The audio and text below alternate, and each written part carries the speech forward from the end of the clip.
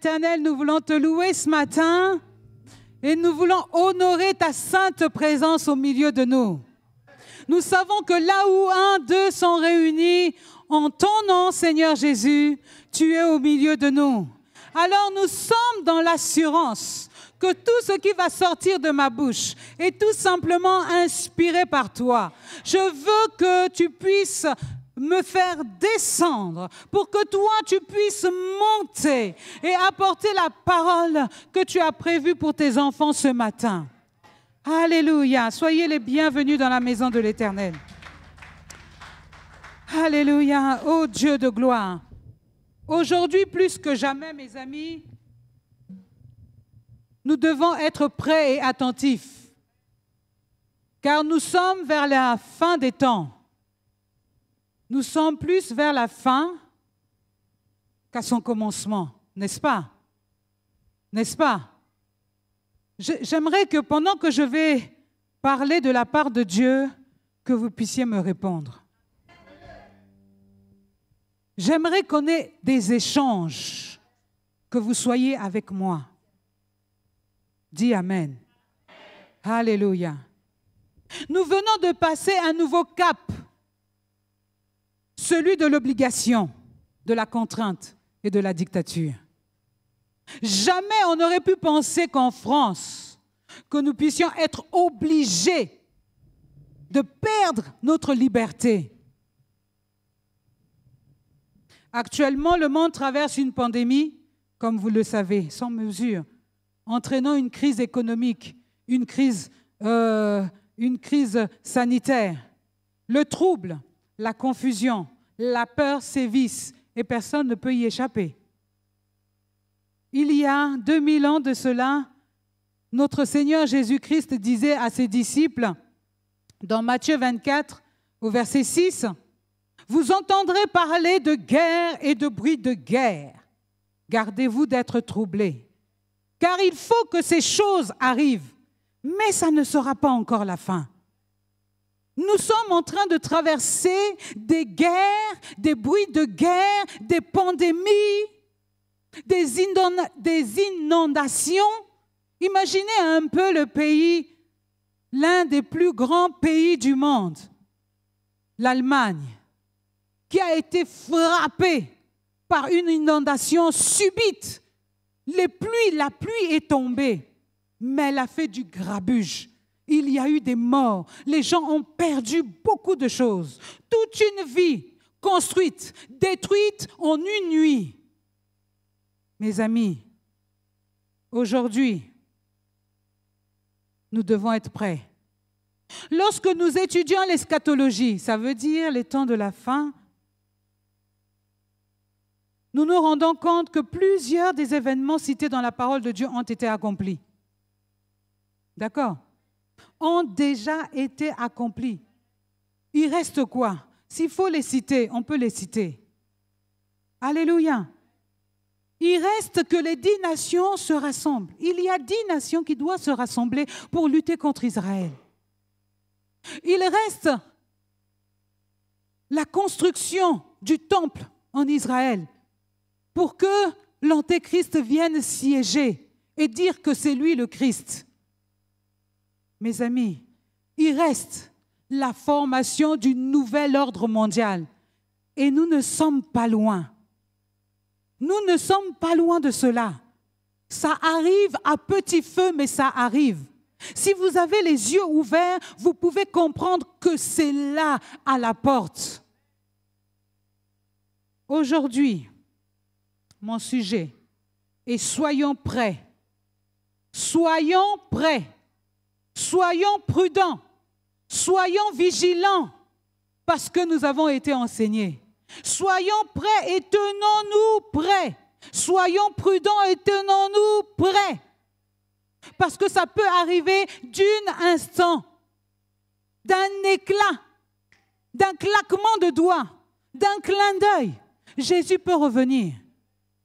Ecclésiaste, dans le chapitre 3, au verset 1, nous dit: il y a un temps pour tout, un temps pour toutes choses sous les cieux. La parole de Dieu est rempli de promesses et de prophéties. Et c'est dans le livre de Daniel, de Jérémie et d'Apocalypse que nous pouvons lire et étudier ce qui va venir maintenant. Nous pouvons le lire.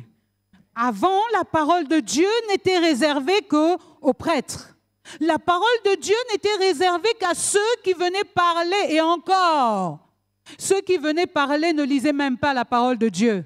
On leur donnait une feuille avec un verset biblique. Ils venaient, ils prenaient la feuille et ils disaient leur verset biblique et l'histoire était terminée. Mais ils ne savaient pas en fait ce qu'il allait se passer après parce qu'ils n'avaient pas fouillé.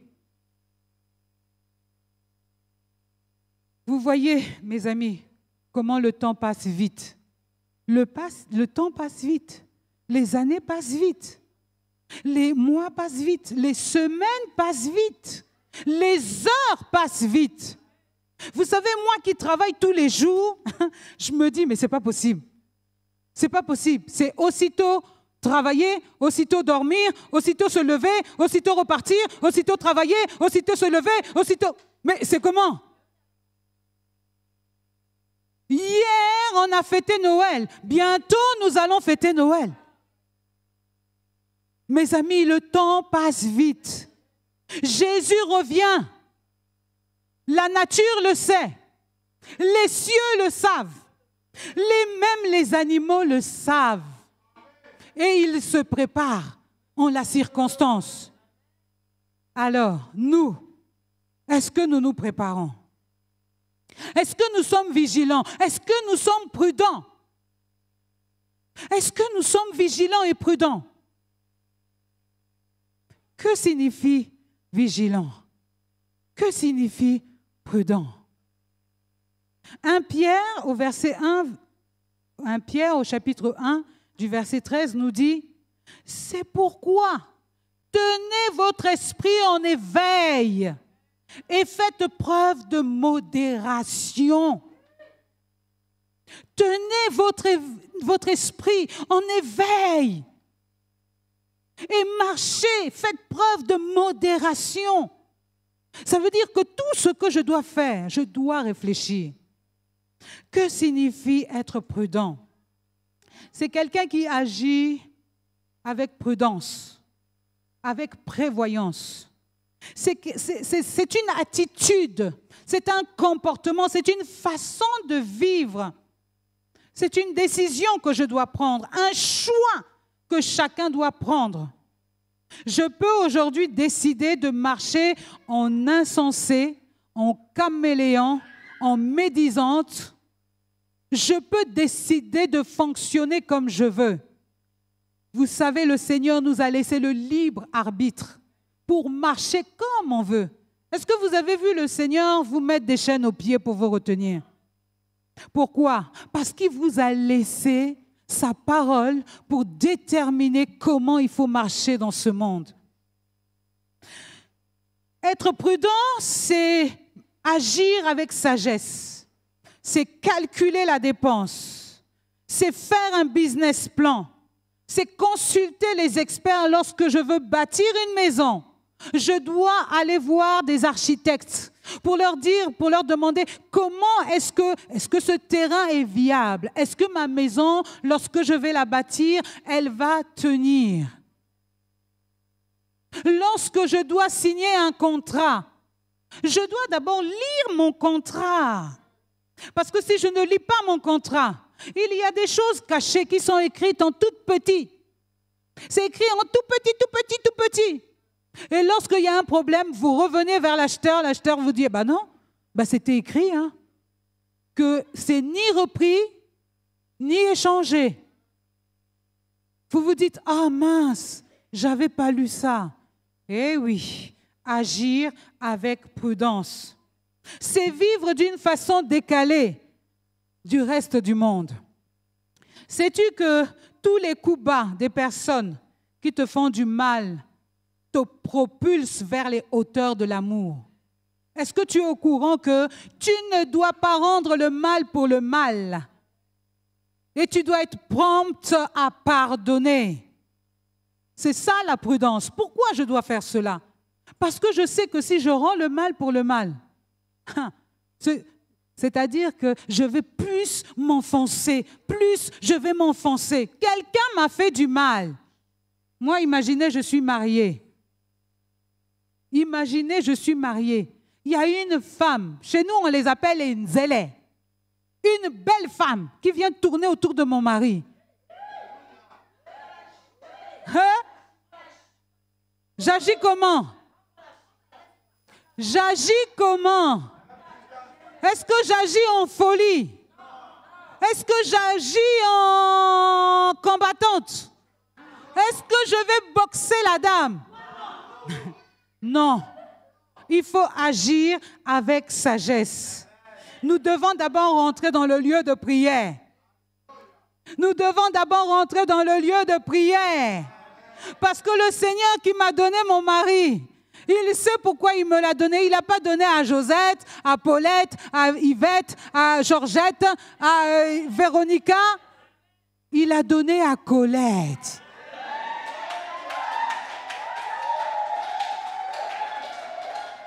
Donc je dois me battre. Je dois me lever. Je dois être une lionne dans la prière. Je dois commencer par la prière et pas commencer à parler. Parce que pendant que je parle, l'ennemi a le droit et le droit légitime d'attirer cette nzélé et de la mettre dans votre maison. Parce qu'au lieu de regarder à Dieu, vous vous êtes d'abord regardé à vous. Et vous savez que nous, on n'a pas autant de puissance que ça, si ce n'est Dieu qui nous le donne. Alléluia. Nous devons, mes amis, prendre soin de nous. Nous devons avoir une hygiène de vie, tant physique que spirituelle. Physiquement, je sais que je ne dois pas manger, je ne dois pas boire n'importe comment, n'importe quoi. Parce que si je mange n'importe comment et n'importe quoi, je risque d'attirer à moi des maladies. Aujourd'hui, nous voyons le diable partout. Je suis désolée.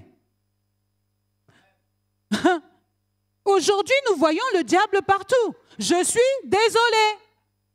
Quelqu'un qui se met devant la télé, qui regarde un match de foot, avec des chips, du coca, des hamburgers, de la bière, et qui tous les soirs réitère ce rituel-là, demain il va être comment?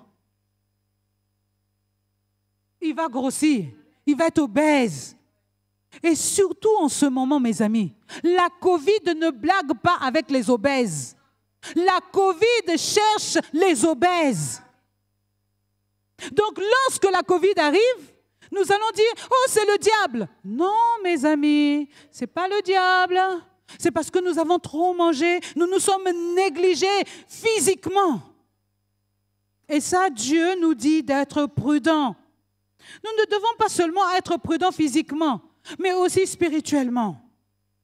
Spirituellement, c'est prendre soin de sa santé mentale, de son âme. Son âme. Nous devons chérir notre âme. Nous devons chérir notre âme, prendre soin de notre âme. Deutéronome, on va lire Deutéronome 4 au verset 9. Si on peut avoir cela. Deutéronome au verset 4, Deutéronome 4 au verset 9 nous dit quelque chose de très intéressant. Alléluia. Alléluia.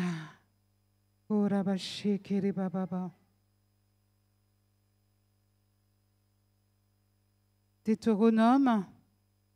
La sœur Hermine peut lire? Merci. Deutéronome 4, verset 9. Je lis la parole.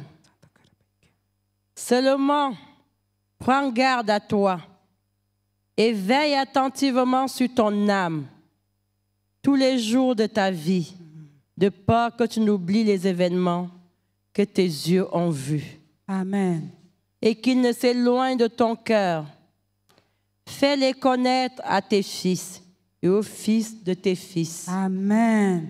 Prendre soin de son âme. L'âme, c'est le disque dur. L'âme, c'est celui qui contrôle le corps. L'âme, c'est celui qui vous fait faire tout et n'importe quoi. L'âme, c'est celui qui va dire « fais ceci ». Et tu sais, demain, tu vas pouvoir aller demander pardon. L'âme, c'est celui qui est attaché à ton corps. C'est celui qui te gouverne. Donc, si dans ton âme, tu n'as pas mis les choses de Dieu, ton âme va être remplie des choses de ce monde. Ton âme va être attirée par les choses de ton âme. Parce que l'âme et l'esprit sont en perpétuel combat.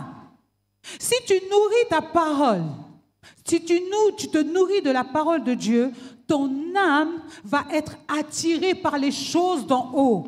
C'est-à-dire ton âme va obéir aux choses de l'esprit. Parce que tout simplement, tu as connecté ton âme avec l'esprit. Mais si tu connectes ton âme avec les choses de ce monde, alors ton âme va t'attirer vers les choses de ce monde. Et Dieu nous dit, soyez prudents. Vous devez vous préserver pur, irréprochable.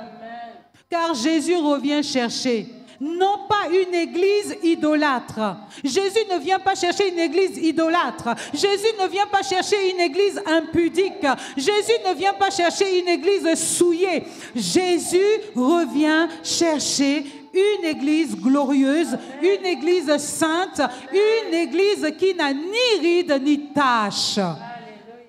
Et c'est ce que nous sommes. Nous nous préparons à être cette église. Et le Saint-Esprit est avec nous pour nous emmener dans cette voie-là, de la sainteté, de la pureté. Alléluia. Nous devons nous nourrir donc de cette parole de Dieu. Il faut être prudent de ne pas lâcher notre Bible. La parole de Dieu dit, tu dois la lire jour et nuit, tu dois la méditer jour et nuit. Pourquoi? C'est pour se préserver. C'est pour être vigilant, savoir déterminer les temps et les circonstances. Lorsque quelque chose arrive, tu dis, cette situation-là, je l'ai déjà lue dans la parole de Dieu. Alors je suis prudente. Je mets un pied après l'autre. Je n'agis pas en folie. Je n'agis pas n'importe comment. Mais je marche avec prudence. Alléluia. Alléluia. Nous devons vivre dans la sainteté, c'est ce que j'ai dit. Garder son corps pur. C'est possible, hein? Oui. Ceux qui sont encore vierges, gloire à Dieu pour eux. Mes amis, vous qui nous suivez sur le net, si vous êtes encore vierges, gloire à Dieu pour vous. Parce que lorsque Jésus va revenir, vous serez les premiers à être enlevés. Alléluia. Parce que nous sommes le temple du Saint-Esprit. Lorsque le temple du Saint-Esprit n'a pas été souillé, vous savez ce qui fait tomber les hommes aujourd'hui, c'est le sexe. Ce qui fait tomber les hommes aujourd'hui, c'est cela. Lorsque tu n'es pas encore tombé, alors bénis Dieu. Amen. Toi qui es tombé, réponds-toi et demande pardon au Seigneur. Vous savez, chaque jour, lorsque nous sommes sur Line, quand je dois animer la prière le matin, heureusement que souvent, ce n'est pas moi qui commence à appuyer, ce n'est pas moi qui appelle souvent la première, mais quand il m'est arrivé d'appeler la première et que je ne vois pas les gens vite répondre, je me dis, c'est quoi? Il y a déjà eu l'enlèvement? Est-ce que l'enlèvement est déjà passé, mon Dieu? Est-ce que j'ai raté l'enlèvement? Parce que je ne vois pas les gens au secours. Hein? Je vous assure, je frissonne. Je me dis, waouh! Mais quand je vois les autres arriver, je dis, ah, gloire à Dieu, l'enlèvement n'est pas encore arrivé. Ah, je peux encore continuer. Les mariés, my God, vous qui êtes mariés, soyez mariés d'une seule femme. Soyez fidèles jusqu'au bout. Amen. Soyez fidèles jusqu'au bout. Vous qui n'êtes pas mariés, priez que le Seigneur vous envoie la personne qu'il faut, afin de ne point pécher contre lui. Alléluia. Alléluia. 1 Pierre nous dit quelque chose d'intéressant. Il dit, comme des enfants obéissants, ne vous laissez plus diriger par les passions qui vous gouvernaient autrefois, au temps de votre ignorance. Au contraire, tout comme celui qui vous a appelé est saint, soyez saints dans tout votre comportement. Dieu dit, soyez saints comme moi je suis saint. Alléluia. Et c'est possible. Non pas par nos propres forces, mais par Jésus-Christ qui nous a laissé le Consolateur, le Paraclet, le Saint-Esprit. Ce n'est pas nous qui faisons, parce que la chair est faible. La chair est faible, mais l'Esprit est disposé à nous aider, à nous conduire, à nous diriger, à nous garder saints, irréprochables. Lorsque Jésus vous regarde, il ne vous voit pas souillé. Lorsque vous marchez saintement, lorsque dans votre cœur, il n'y a pas de sous-entendu. Vous savez, une fois j'écoutais une émission sur Internet, et puis il y a un monsieur qui disait, oui, les femmes, quand elles savent qu'elles vont chuter, elles mettent une nouvelle culotte. Elles mettent une nouvelle culotte. Bah, comment ça? Eh oui, si tu n'as pas d'arrière-pensée, les culottes que tu mets chaque jour, c'est ces culottes-là que tu vas mettre. Mais si ton intention est autre, si tu dis que moi, aujourd'hui, je vais sortir et sur le chemin de ma vie, je vais rencontrer un bel homme, je vais me faire belle à l'intérieur. Parce que quand l'homme va ouvrir, il ne faut pas qu'il trouve une culotte vieille. Il faut qu'il trouve une belle culotte. Donc l'intention de chaque jour vous conduira sur le droit chemin ou le mauvais chemin. Lorsque je me réveille le matin, je n'ai pas l'intention d'aller forniquer ou aller dans l'adultère. Je suis sainte dans ma tête, pure dans ma tête, je marche sans arrière-pensée. Et lorsque le Seigneur te regarde, il sait ce qu'il y a dans ton cœur. Et quand, effectivement, le loup ravisseur arrive pour te séduire, il ne pourra pas te séduire parce que tu n'es pas sorti avec des intentions mauvaises. Mais lorsque tu sors avec une intention mauvaise, le loup ravisseur rôde cherchant qui va dévorer parce qu'il connaît tes intentions. Tu deviens une proie fragile dans ce monde. Nous devons être prudents. Alléluia. Nous devons être prudents. Pourquoi devons-nous être prudents? Parce que dans ce monde-là, nous ne faisons pas partie de ce monde. Ce monde-ci, nous ne sommes que de passage. Le Seigneur nous a donné une mission à accomplir dans ce monde. Nous ne sommes que de passage. Nous sommes ambassadeurs. Nous sommes les témoins de Christ. Nous devons refléter Christ, marcher selon les voies de Christ. Pourquoi? Parce que si nous ne le faisons pas, nous allons être largement disqualifiés. C'est pour cela que nous devons être prudents et être vigilants. Nous devons prendre soin de nous. La vie sur cette terre est un combat perpétuel. Nous partageons cette terre-là avec des êtres démoniaques, des êtres méchants. Il dit, il y a des dominations qui sont sur vous. Il y a les autorités qui sont sur vous. Il y a les princes de ce monde des ténèbres qui ne cessent de nous contrarier. Mais en plus de ça, si ce n'était que ça, mais même dans notre propre famille, quelquefois, nous avons des combats. Nous sommes enfants de Dieu. Nous sommes ambassadeurs. L'Éternel nous a fait être les sentinelles. Nous qui avons reçu Jésus, nous sommes devenus les sentinelles de notre famille.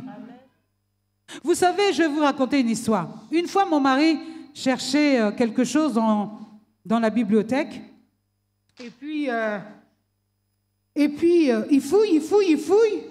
Tout d'un coup, il voit une petite fiole comme ça. Une petite fiole comme ça. Il dit, j'étais dans le bureau avec lui, il dit, mais c'est quoi ça? Je regarde la petite fiole, je dis, mais je ne sais pas, c'est quoi? Je prends la fiole, je regarde à l'intérieur. Mes amis, ce qu'il y avait à l'intérieur m'a dit qu'il y a quelqu'un dans ce monde-ci qui ne m'aime pas, qui ne nous aime pas. Dans cette petite fiole, j'ai regardé, il y avait du moisi, il y avait comme du sang. C'était quelque chose de pas très correct. Alors, qu'est-ce qu'on a fait avec mon mari? Au nom de Jésus, rien. Les caméras qui ont été cachées dans ce lieu-là, nous les écrasons dans le nom puissant de Jésus. Nous mettons le sang de Jésus. On a prié, on a demandé aux enfants. Les enfants, c'est quoi cette fiole-là? Les enfants ont dit, mais maman, on ne sait pas. C'est quoi? Mais ça, sur le coup, vous vous dites, mais mince alors. Vous faites le bien, tout le bien que vous pouvez faire dans ce monde pour aider vos familles, pour aider vos amis, pour aider les gens. Mais les gens se permettent, mes amis, de venir vous mettre des caméras chez vous. Comme ça, ils entendent ce que vous faites. Ils vous boycottent pendant que vous dormez. Vous savez pas, je ne savais pas que j'avais une fiole dans ma maison. J'avais quelque chose qui ne m'appartenait pas. Alors, vous savez ce que j'ai fait? Mon mari a pris. On a dit, on va brûler. J'ai dit, si ça brûle. Au secours. Mon mari a pris. Mon mari est un bon mari. Il a pris, il a mis à la poubelle. Parce qu'on s'est dit, si on brûle la chose là, la personne qui a envoyé ça, il va mourir.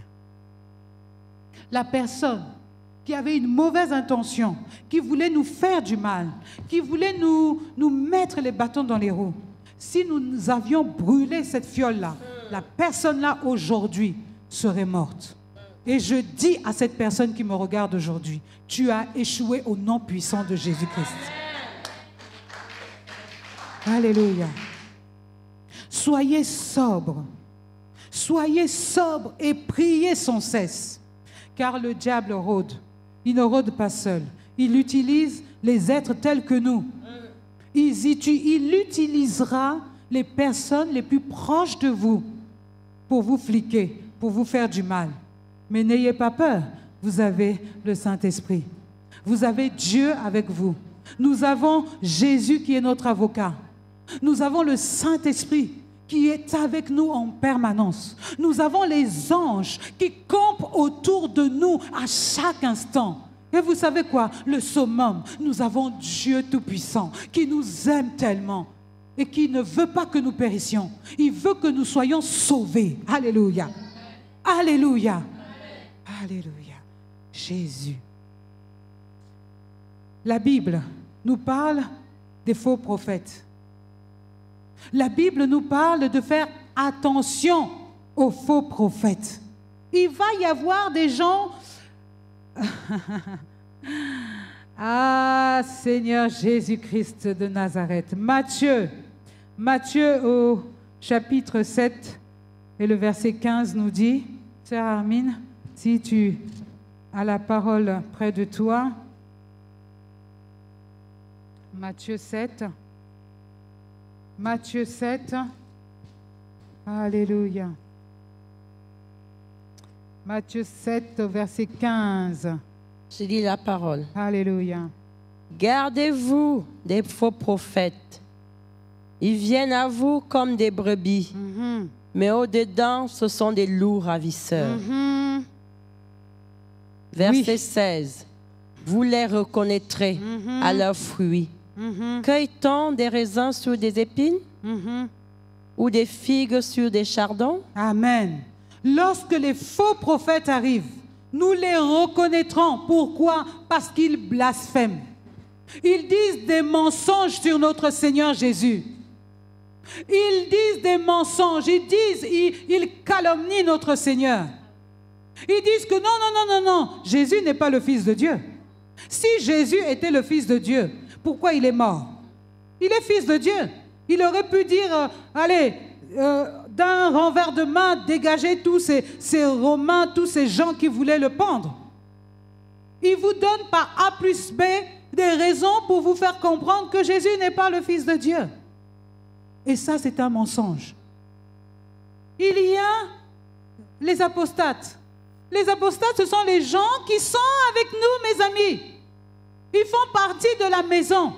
Moi, j'ai eu une fois ma petite nièce qui me disait, elle m'appelle Maman Mimi, elle me dit, mais tu sais, dans notre église, oh là là, ce qui se passe. Je dis, qu'est-ce qui se passe? Il y a des frères qui disent qu'on peut coucher les uns avec les autres. J'ai dit, oh! Et elle me dit, non, mais ils me disent qu'on peut coucher les uns avec les autres parce que sinon, comment on va savoir si c'est la bonne personne? Les apostates, ils vont vous déstabiliser. Ils vont vous dire que ceci est permis. Que ceci est permis. Et ils vont vous donner les versets bibliques, mes amis.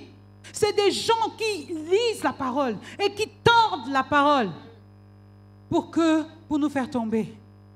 Une fois, j'écoutais sur Internet un monsieur là. Il se nomme pasteur ou je ne sais pas quoi. Je vous assure, my God, heureusement que dans ce lieu-ci, nous sommes enseignés. Parce que ce qu'il disait était beau à entendre. Ce qu'il disait était tellement pertinent. Tu te dis, mais oui, mais c'est vrai, il a raison. Il a raison. Et puis tu dis, il a raison. Il est en train de t'envoûter. Il est en train de changer ta façon de penser. Il est en train de te faire quitter dans le vrai pour te faire entrer dans le faux. Faisons attention, mes amis. Ils sont là. Ils sont là et ils nous guettent parce qu'ils nous connaissent. La séduction. Aujourd'hui, nous devons être prudents. Il y a tellement de séduction dans ce monde. Il y a des jolies choses. Si nous fixons nos yeux sur les jolies choses, si nous fixons nos yeux sur des choses, c'est-à-dire qu'on ne dit pas qu'il ne faut pas avoir des jolies choses, ce n'est pas ça. Mais si toute ton attention est désormais fixée sur les jolies choses, pose-toi des questions si tu es encore dans la foi. Pose-toi encore la question si c'est Jésus-Christ que tu sers ou si tu ne t'es pas déjà détourné.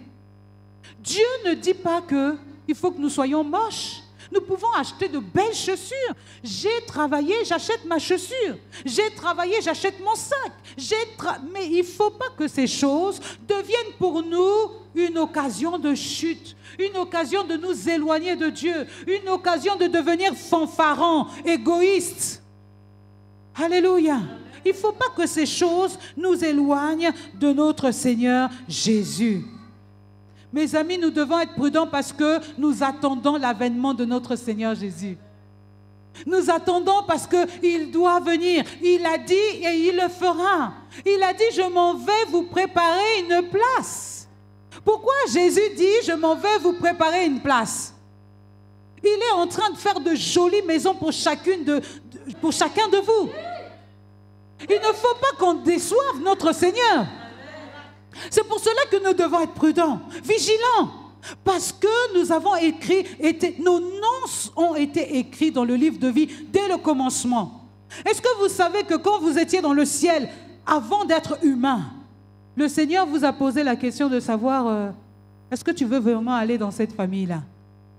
Le Seigneur ne vous a pas envoyé dans les familles où vous êtes parce qu'il avait décidé lui. C'est vous, en tant qu'esprit, qui avez dit, moi, je pourrais aller changer cette famille-là. Et je veux être dans cette famille. Alléluia. Et nous avons un challenge. Et le challenge que nous avons, c'est de sauver nos familles. C'est de rester vivants jusqu'à l'avènement de notre Seigneur Jésus afin de sauver nos familles. Alléluia. Et lorsque nous aurons atteint l'objectif pour lequel Dieu nous a envoyés sur la terre, notre maison sera glorieuse. La couronne que vous allez avoir. Vous savez, on dit, dans le ciel, les 12 vieillards, les 24 vieillards sont autour.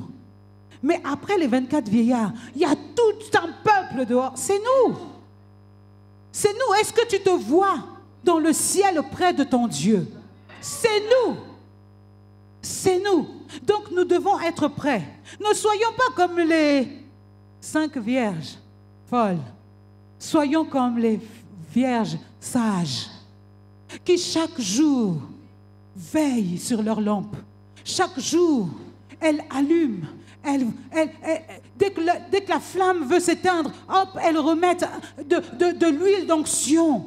Chaque jour, elles regardent. Est-ce que là, si mon Jésus arrive, parce que mon Jésus va venir m'épouser, est-ce que je suis déjà prête? Est-ce que j'ai été plongée comme Esther dans un bain de parfum ou d'huile d'ânesse ou de lait d'ânesse? Est-ce que j'ai été préparée? Nous attendons l'avènement de notre Seigneur Jésus. Ne nous laissons pas séduire par ce monde, le mensonge de ce monde. Nous attendons Jésus. Alléluia. Oh Seigneur Jésus. Quels sont les obstacles à notre prudence, à notre vigilance? On l'a dit, c'est la séduction, la convoitise, l'envie. C'est la corruption, les disputes au milieu de nous. Imaginez, nous sommes une église. On ne s'entend pas, on se dispute. Le cri de minuit sonne. Nous sommes perdus. Pendant que le cri de minuit est en train de sonner, nous sommes en train de nous battre, en train de nous disputer, à ne pas veiller. Le cri de minuit va sonner. Tôt ou tard, il arrivera. Mais ce qui est bien, c'est que Jésus n'a pas dit « il sonnera demain » ou « il sonnera après-demain ». Il s'est laissé la primeur du temps. Pourquoi? Pourquoi Jésus s'est laissé la primeur du temps? Parce qu'il veut que tout le monde soit prêt. Il use de patience. Il use de patience afin d'apprêter tout le monde. S'il avait donné une date, les gens se seraient déjà préparés. Ils se seraient dit, bon, à minuit là, minuit de ce soir, Jésus va arriver. Alors qu'est-ce que je vais faire? Allez, je vais commencer à faire des prières. Oh Jésus, pardonne. Oh mon péché là, tu sais, mon péché là, pardonne. Je mets le sang de Jésus. Non, non, non, non, non, non, non, non, non, non, non. Ça passe pas comme ça.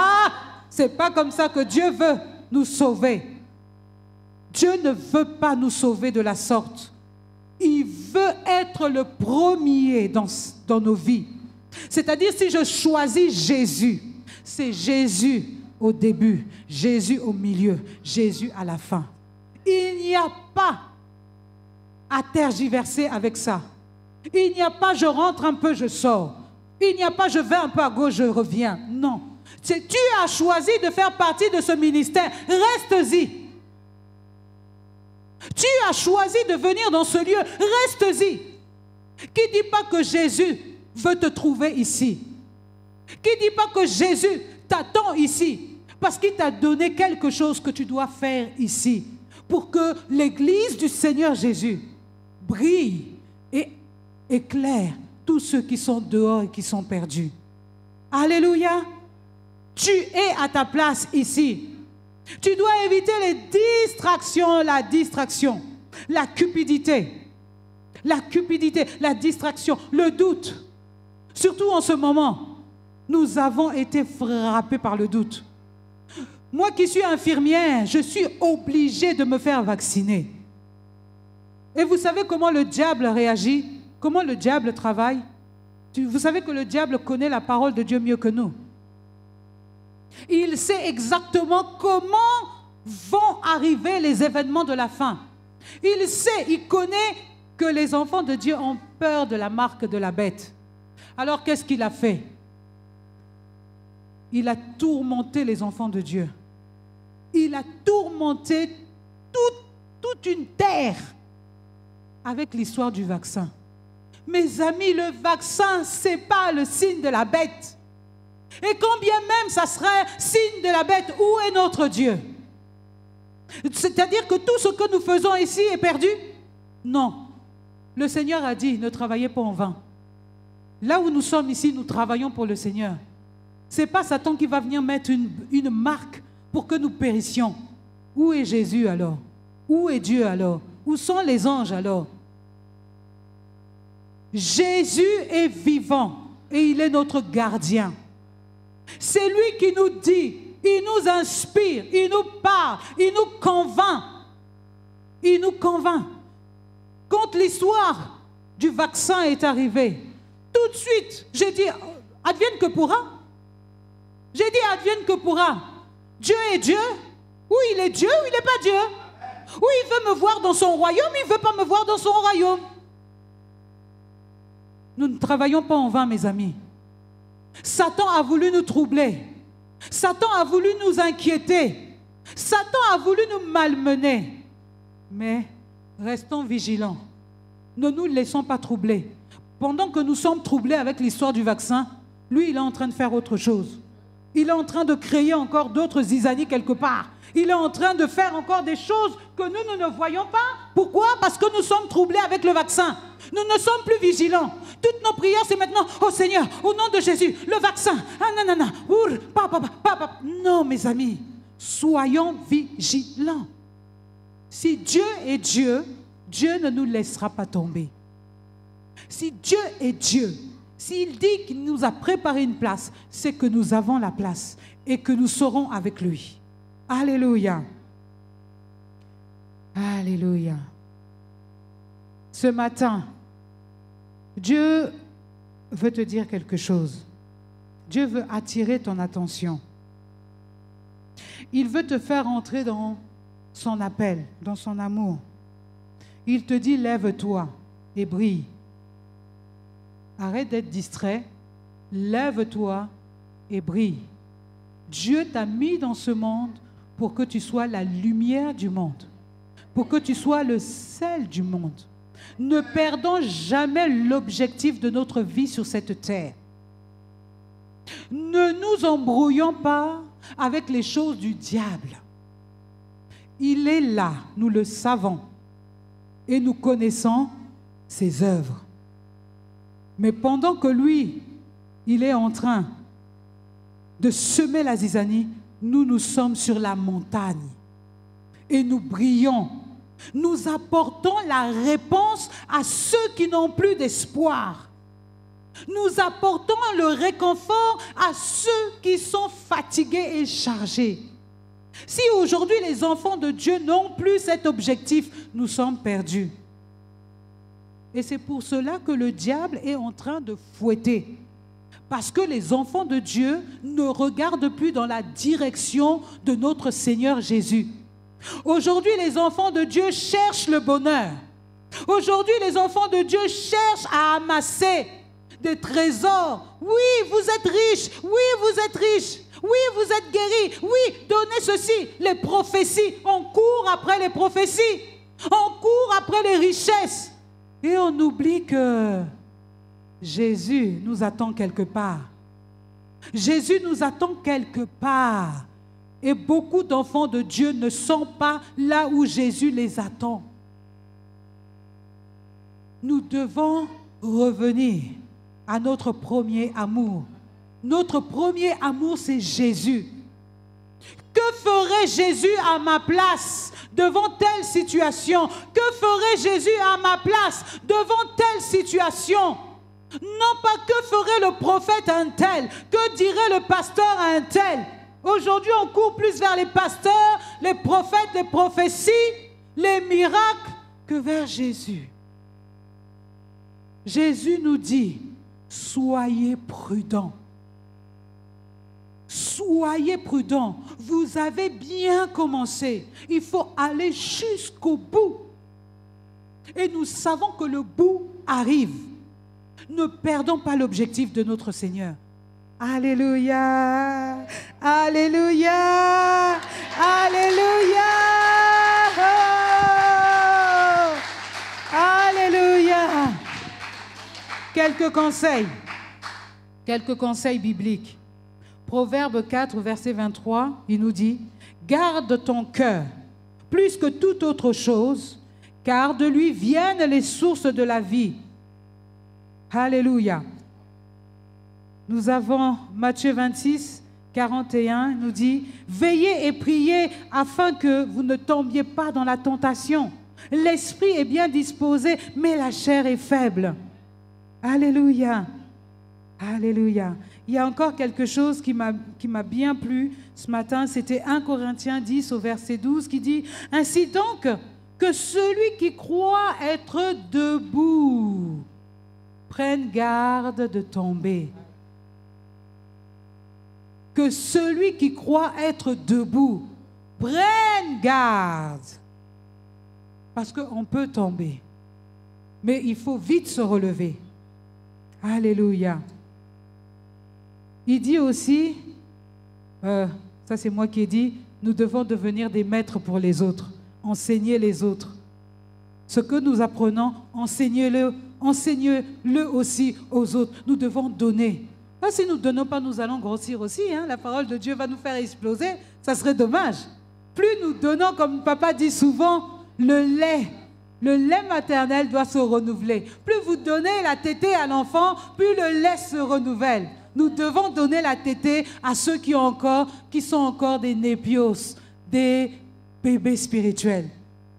Sois vigilant et affermis le reste qui est prêt de mourir. Il y a beaucoup dehors qui sont prêts à mourir.